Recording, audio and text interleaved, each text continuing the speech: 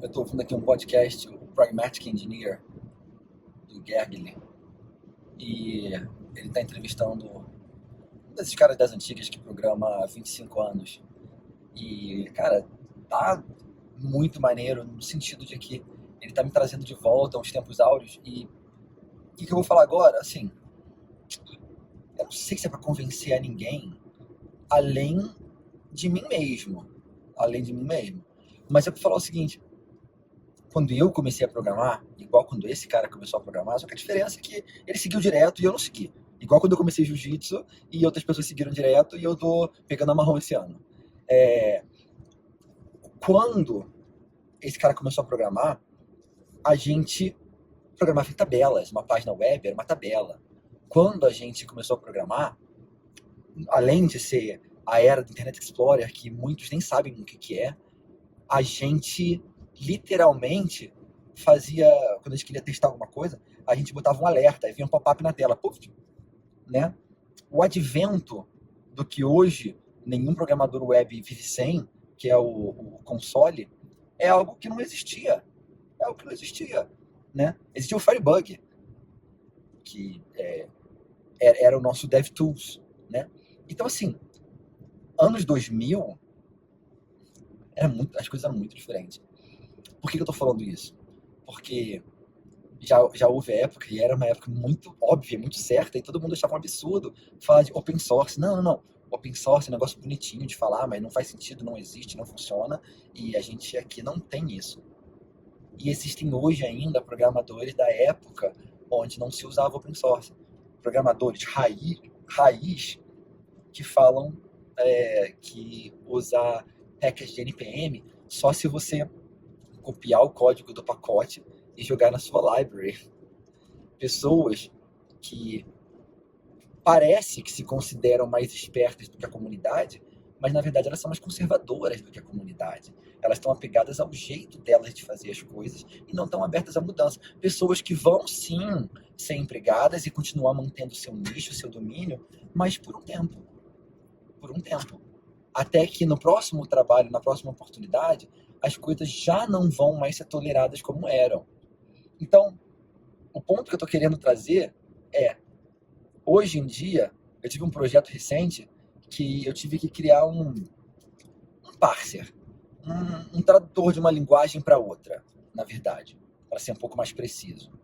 E era algo que, dinamicamente, eu ia estar criando e eu ia estar fazendo aquilo ali, ler as estruturas e a semântica de uma linguagem e gerar para outra. Cara, eu comecei a escupar a ideia, comecei a planejar e tal.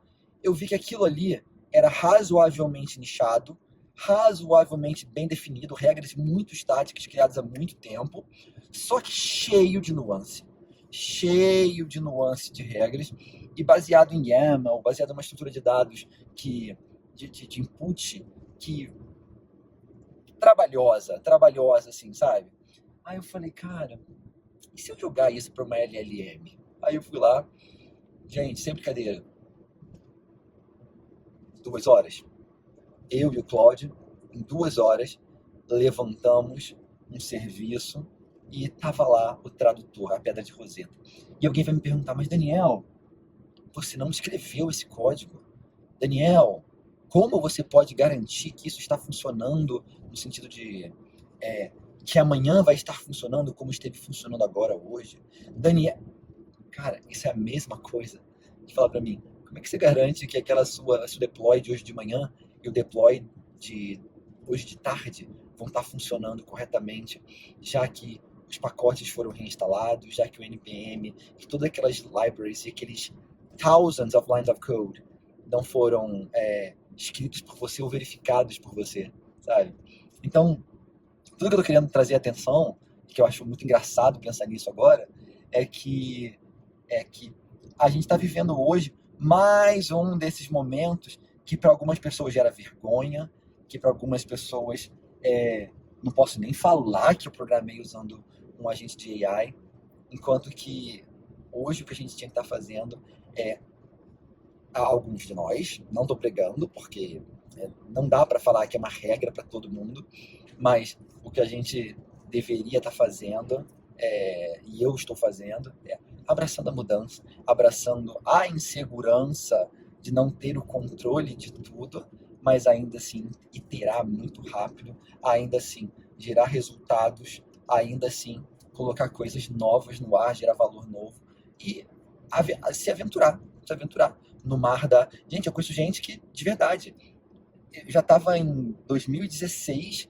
mexendo com Angular e Vue.js e estava o pessoal ainda ensinando e incentivando a se usar jQuery, falando que era o confiável, era o certo, e esse negócio de renderizar coisa no cliente não fazia o menor sentido. Só a linguagem de servidor era que era a correta e a verdadeira. Então, assim, resumo da ópera. Tem gente que vai resistir ao mobile, tem gente que resistiu ao wireless, tem gente que resistiu ao real time, tem gente que resiste à AI, e vai ter muita coisa ainda. E pessoas como eu, que apesar de novinhos, bonitinhos e lindinhos, já têm os seus 40 anos, já passaram, já viveram a sua, a sua jornada e o seu caminho de ver tecnologias e de ter essa aventura. Eu já tive essa experiência, eu vou continuar buscando crescer e tá aberto a novas, mas assim, ó, é muito louco. Quem já dirigiu sem ter celular? Quem já dirigiu sem ter CarPlay no carro? Quem já dirigiu sem ter um streaming funcionando com um 5G que você pensa na música, clica e ela baixa? Ela não demora 45 minutos para uma música de 4 minutos.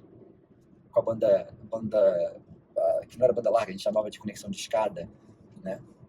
Então, assim, na nossa geração é tanta coisa que está mudando, é tanta coisa diferente, que os paradigmas, é, é,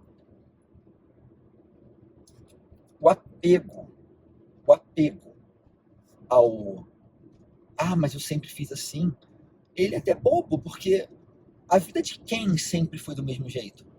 A vida de quem sempre tomou o mesmo remédio e não saiu de uma vacina para outra? A vida de quem continuou assistindo a mesma TV ou o mesmo rádio para saber das notícias? A vida de quem continua usando linha de escada? Quem é que tem telefone? Quem é que pagou R$ 3.000 ou cruzeiros para comprar uma linha de telefone? Quem é que tem linha de telefone hoje? Fixa. Sabe? É muito estranho que tudo que a gente toma como verdade agora, muitas coisas, é, elas caminham em outras direções. É isso. Só tô desabafando aqui que tem muita coisa legal na nossa frente, tem um mundo enorme de curiosidades e coisas novas que a gente não está mexendo, não está explorando, e a gente tem que estar aberto a isso. A insegurança, e essa é uma última coisa que eu vou falar.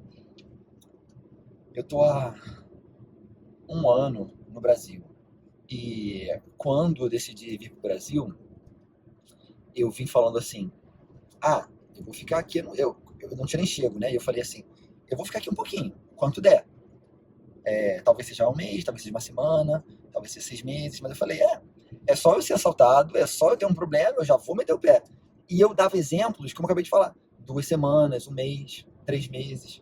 Cheguei a falar isso para várias pessoas, porque na minha cabeça, esse era o modelo mental.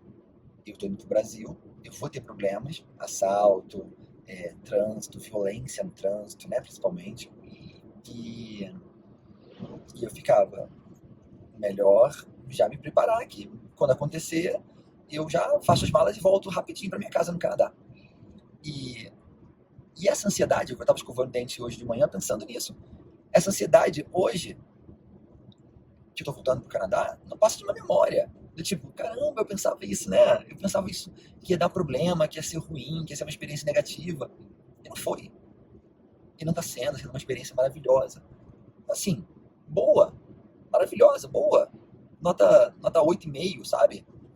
Então, assim, a gente tem medo de perder o trabalho, a gente tem medo de ser avaliado por um chefe de uma forma diferente, a gente tem medo de não conseguir um emprego se você não tiver aquela competência antiga que você deveria ter, porque alguns ainda têm.